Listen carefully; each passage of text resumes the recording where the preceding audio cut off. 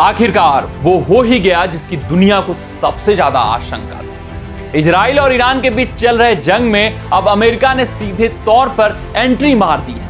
काफी दिनों से ये अटकलें लगाई जा रही थी कि अमेरिका कभी भी इस युद्ध में कूद सकता है और अब वो वक्त आ गया है। अमेरिका ने ईरान के 3 प्रमुख परमाणु ठिकानों फोर्डो, नतांज और इस्फहान पर हमला कर दिया।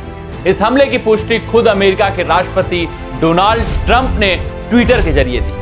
ट्रंप ने लिखा, हमने ईरान के 3 न्यूक्लियर साइट्स फोर्डो, नतांज और इस्फहान पर सफलतापूर्वक हमला किया है। हमारे सभी प्लेन सुरक्षित एयर स्पेस से बाहर निकल चुके हैं। फोर्डो पूरी तरह तबाह किया गया है। हमारे ग्रेट वॉरियर्स को सलाम। और इसी के साथ अमेरिका ने यह साबित कर दिया है कि उसकी सैन्य ताकत का कोई मुकाबला नहीं। लेकिन यह कहानी यही नहीं खत्म होती है।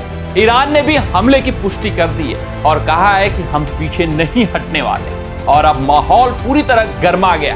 तो दुनिया पूछती है, क्या ये वर्ल्ड वॉर 3 की शुरुआत?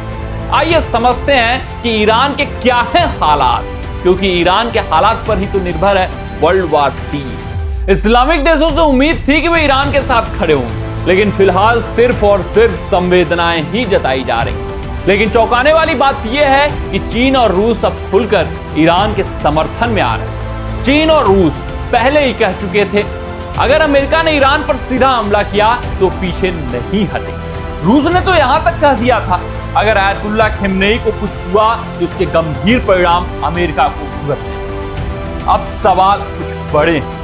क्या खमेनी चीन और रूस से खुलकर मदद मांगेंगे या नहीं मांगेंगे? क्या अमेरिका का यह हमला वर्ल्ड वॉर 3 की चिंगारी बन गया है? और क्या अब दुनिया एक और महायुद्ध की तरफ बढ़ रही है? अमेरिका का यह हमला वर्ल्ड वॉर 3 की चिंगारी बना है या नहीं बना है? पहले आइए समझते हैं कि जब इजराइल को पीछे से अमेरिका हथियारों के जरिए मदद कर ही रहा था तो उसको इस युद्ध में सीधे तौर पर ईरान पर हमला क्यों करना पड़ा? दरअसल मामला ईरान और अमेरिका के बीच हुए न्यूक्लियर डील को लेकर। आखिर क्या है अमेरिका और ईरान के बीच का न्यूक्लियर डील? आइए समझते हैं। असल में अमेरिका की मांग साफ है, ईरान न्यूक्लियर बम को बनाने में प्रयोग होने वाले यूरेनियम का प्यूरिफिकेशन तुरंत बंद कर।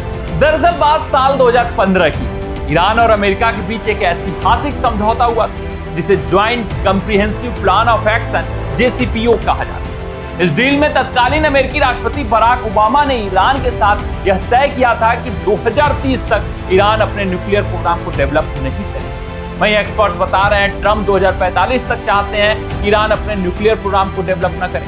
साथ ही अमेरिका यह भी चाहता है कि ईरान अपने बैलिस्टिक मिसाइल को भी खत्म कर दे।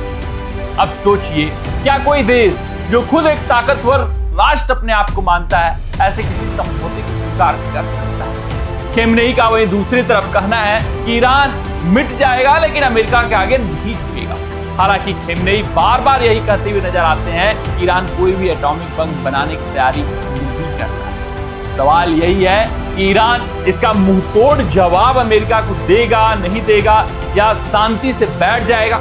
अगर वो शांति से बैठते हैं तो फिर वर्ल्ड वॉर 3 का आगाज कहीं से भी नहीं होने वाला। चाइना और रसिया का सपोर्ट अगर उनको मिलता है, अगर खमेनी चाइना और रसिया से सपोर्ट मांगते हैं तो फिर चीजें कठिन हो जाएंगी।